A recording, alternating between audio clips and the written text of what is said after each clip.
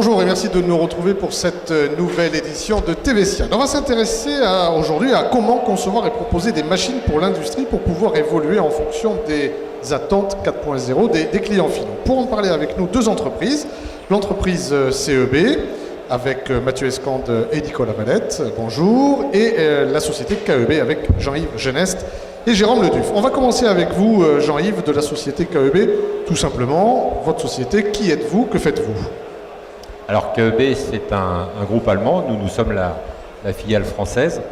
Nous avons une équipe de 40 personnes avec une particularité, c'est que nous avons une très forte concentration technique avec 14 ingénieurs en bureau d'études pour seulement 7 commerciaux sur la route, ce qui est assez atypique pour une filiale d'un groupe allemand. Notre métier, c'était à l'origine la transmission de puissance, variateur, motoréducteur, c'est toujours une part importante de notre activité. Mais depuis quelques années, cette activité a connu une extension avec des solutions de contrôle, d'automation, de télémaintenance et de collecte de données pour évoluer vers les attentes de l'industrie 4.0. Alors justement, cette évolution, comment s'est-elle faite? Elle s'est faite par un besoin repéré, j'imagine, ou par une demande justement de vos clients? Alors, la plupart du temps, nos clients, à l'époque où nous ne faisions que de la transmission, oui, ont eu tendance à nous demander des solutions pour pouvoir contrôler ces solutions de transmission. Donc on a commencé à faire des petits automatismes. Et puis on nous a demandé un peu plus, c'est-à-dire d'avoir des interfaces. Donc on a fait des interfaces aux machines. Et puis on nous a dit ça serait bien si on pouvait faire de la télémaintenance. Puis petit à petit, avec toutes les demandes liées à l'industrie 4.0, eh ben, on a étoffé nos gammes à la demande des clients. Souvent, on y reviendra avec la société CEB, mais souvent par échange de besoins, d'attentes. Et nos gammes, petit à petit, ont été élargies avec notamment toutes les fonctions de sécurité également maintenant qui sont très importantes au niveau industriel, toutes les fonctions de sécurité embarquées. Et donc, le paradoxe, c'est que d'une gamme de transmission qui a vu une couche d'automatisme venir s'ajouter sur ces fonctionnalités premières, maintenant on a une gamme de transmission qui s'est adaptée aux besoins liés à l'automatisme. Voilà. Alors, Jérôme Leduf, ça vous a sorti un peu de votre zone de confort, un peu cette évolution. Aujourd'hui, vos clients, je le rappelle, vous êtes responsable des ventes région Grand Sud, ça vous permet d'offrir une gamme plus large à vos clients? Oui, tout à fait. Ça nous permet de faire de la vente additionnelle, éventuellement de prendre des dossiers un peu plus importants avec de l'automatisme et surtout de la prise en main à distance, qui pour nous aujourd'hui était un réel avantage que le client apprécie aussi, puisqu'en termes de réactivité, ça nous permet vraiment d'être réactif à la demande du client.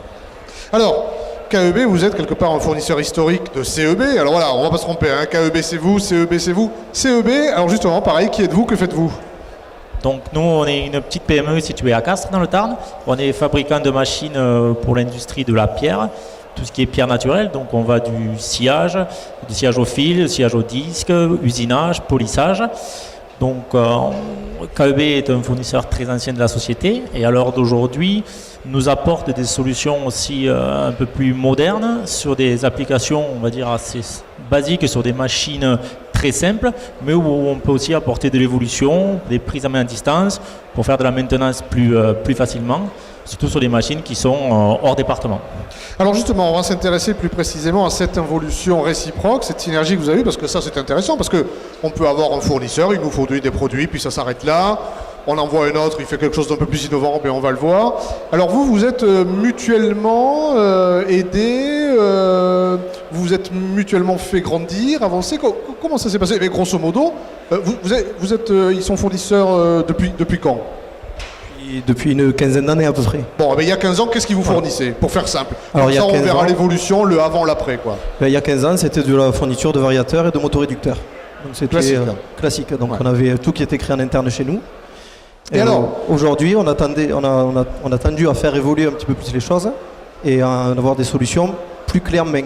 C'est-à-dire alors comment ça se passe justement, parce que j'ai envie de dire, alors comment ça se passe? Vous dites, ouais, est-ce que ça existe? Est-ce que vous pourriez nous faire ça comme ça? Comment ça s'est passé finalement? C'est de l'échange, on a eu des rendez-vous, on a eu des projets avec des clients de nous, on leur a expliqué ce qu'on devait faire sur la solution finale. Et grâce à l'échange qu'on a eu, à plusieurs réunions, ils ont pu nous proposer des solutions et pouvoir répondre aux clients de la meilleure des façons, quoi. De façon à avoir des solutions clés en main. Nous, le but aujourd'hui, c'est d'arriver à fabriquer des machines en utilisant au maximum de sous-traitance ou de fournisseurs qui peuvent nous aider pour avoir le moins de choses, j'exagère, mais pour réduire un peu toute la partie qu'on fait en interne chez nous, de façon à pouvoir avoir plus de temps pour avoir de meilleures machines et à développer de meilleures choses pour les clients finaux, quoi. Et donc ça nous a... avec EB, on a pu mettre en place ça, quoi. Alors justement, cette relation se fait comment? On vous demande, vous dites, bon, on va y réfléchir, on va voir. Bon, vous avez des ingénieurs, donc ils sont là aussi. C'est peut-être aussi une émulation pour les équipes à l'interne, finalement, de développer autre chose que le commun, quoi. Oui, tout à fait. Je dirais que le métier d'Escande, c'est de bien savoir travailler la pierre. Ouais. Et c'est pas forcément d'être des experts en automatisme ou en transmission. Ouais. Chacun son job, quoi. Voilà, nous, travailler la pierre, on ne sait pas faire, mais l'automatisme et la transmission, on maîtrise bien. Ouais. Donc l'idée, c'est d'échanger entre leurs attentes liées à une action finale et la transcription par nos soins en notion d'automatisme. C'est-à-dire ce que veut faire Escande avec son client final pour avoir un avantage concurrentiel par rapport à ses concurrents, comment nous, on va le traduire en automatisme pour pouvoir le réaliser. Ça, c'est une première étape.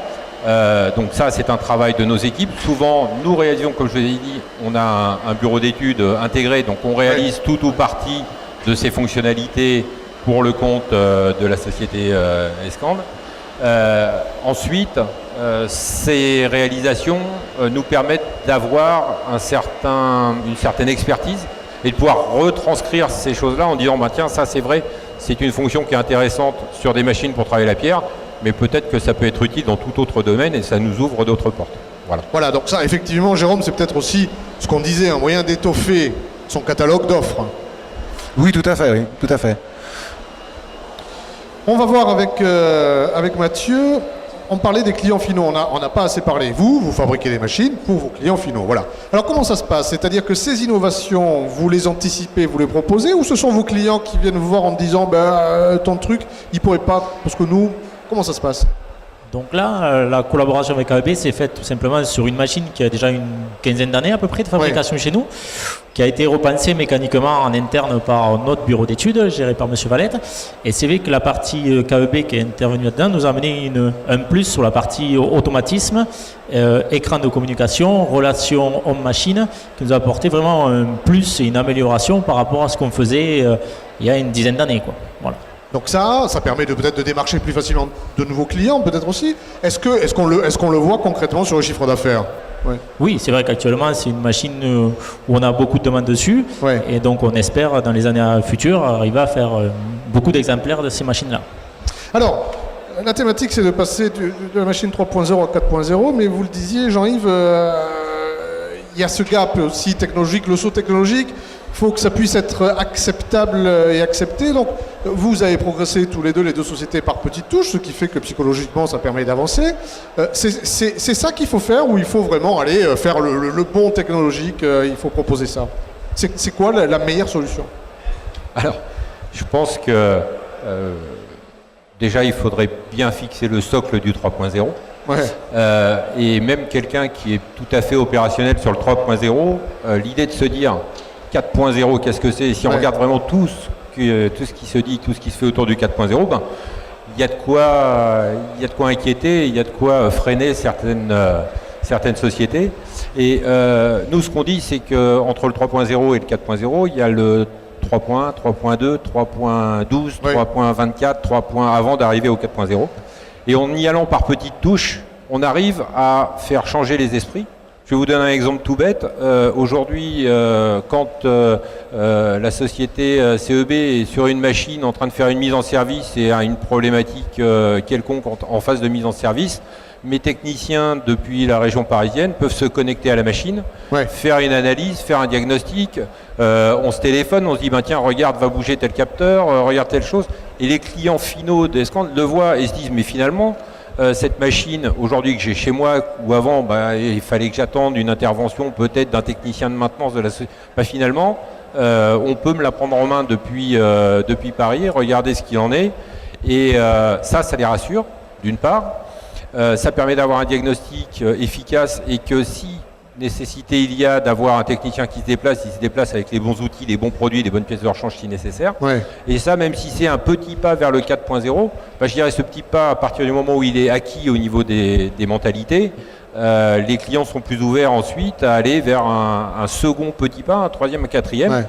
Parce que, on l'a dit, c'est des machines à travailler la pierre. C'est pas forcément, on n'est pas forcément dans le cloud, le big data, la collecte de données. Et pourtant, la machine, elle y est Au prête. final, ça m'intéresse peut-être pas d'être technicien de la machine en dehors de ce qu'elle est censée faire, quoi. Absolument. Mais si demain, il a le souhait d'avoir quelques données de production, la machine est prête pour. C'est-à-dire, on fait des machines qui sont prêtes pour le 4.0, mais où le client a une totale liberté de déployer les différentes étapes avant de la rendre sa guise, totalement. quoi. Voilà.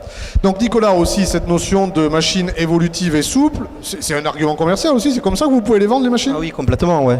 Donc c'est des machines qu'on vendait qui étaient vraiment sur du travail assez basique, hein. Ouais. Des machines conventionnelles, on va dire, pour travailler le granit. Aujourd'hui, quand on arrive avec des machines comme ça, où on se connecte à distance, on leur fait de la maintenance. On a des clients qui sont en Belgique, on a des clients un peu partout. On leur fait de la maintenance à distance en prenant la main sur un PC ou sur un automate de chez nous. C'est sûr que le client, il voit la différence, quoi. Il y a 10 ans, il y avait une intervention où ça prenait une semaine avec des frais astronomiques pour faire une petite réparation de rien du tout. Aujourd'hui, on prend la main à 1 heure, c'est résolu. Et au jour d'aujourd'hui, tous les clients l'amènent, veulent l'avoir. Et pour nous, c'est un argument commercial derrière, ouais. Ça, c'est certain. Comment vous qualifieriez votre relation? C'est quoi? C'est la synergie? C'est du coopératif? C'est entre vos deux sociétés? Oui, c'est de la coopération. Bon, c'est sûr qu'on reste client quand même de cette société, mais ce qu'on arrive à mettre en œuvre sur la partie mécanique, parce qu'on a des ingénieurs mécaniques, on a des ingénieurs sur l'automatisme, ce qu'on arrive à faire, ça nous aide à nous. Je pense que ça les aide aussi à eux. C'est une sorte de synergie qu'on crée ensemble, ouais, pour évoluer. Ouais. Est-ce que Jean-Yves, pour vous, c'est très important d'avoir ce retour terrain? Parce que finalement, ces machines très spécifiques, c'est peut-être pas votre cœur de métier à vous, quoi. Vous le disiez tout à l'heure. Absolument. Ouais, juste pour rebondir sur votre question, Oui. je dirais que j'utiliserai un mot qui a été beaucoup galvaudé, qui est partenariat. D'accord. On est vraiment Oui. partenaire. Ouais. Partenaire dans une logique gagnant-gagnant, c'est-à-dire que on a les mêmes intérêts. Est-ce qu'on vend plus de machines? Est-ce qu'on vend plus de machines? KEB vendra plus de matériel pour les machines. Oui. Donc c'est un partenariat gagnant-gagnant. Voilà. Pour répondre à votre deuxième question, je dirais que ce genre de relation, ça permet. C'est très important pour moi que mes équipes bureaux d'études soient des équipes de terrain. C'est-à-dire que j'ai pas d'un côté des gens qui font de l'automatisme dans un bureau et puis de l'autre des équipes de monteurs ou d'installateurs. Donc ce genre d'action, c'est très important parce que faire de l'informatique, du cloud, de la big data, etc. Dans un bureau, en faisant de l'analyse de données, c'est très bien. Mais aller sur une machine qui coupe et qui ponce de la pierre, c'est aussi très intéressant et c'est très instructif. Parce qu'il ne faut pas oublier que l'automatisme aujourd'hui, et on manque de plus en plus de ça, la vraie vision automatisme d'un technicien, c'est une vision machine. C'est-à-dire qu'il faut qu'en voyant une machine, on ne soit pas en train de se demander dans quelle ligne de programme il peut y avoir un problème, mais se demander simplement si le boulon de la couronne il est bien serré. Voilà, il faut vraiment une vision globale.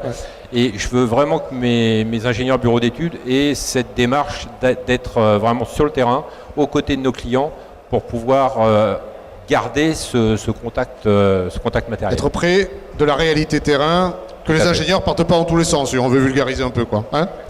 Parfait, bien écoutez, KEB, Jean-Yves Geneste et Jérôme Leduc, c'est vous. CEB, Mathieu Escande, Nicolas Valette, c'est vous. Merci beaucoup, messieurs. Merci.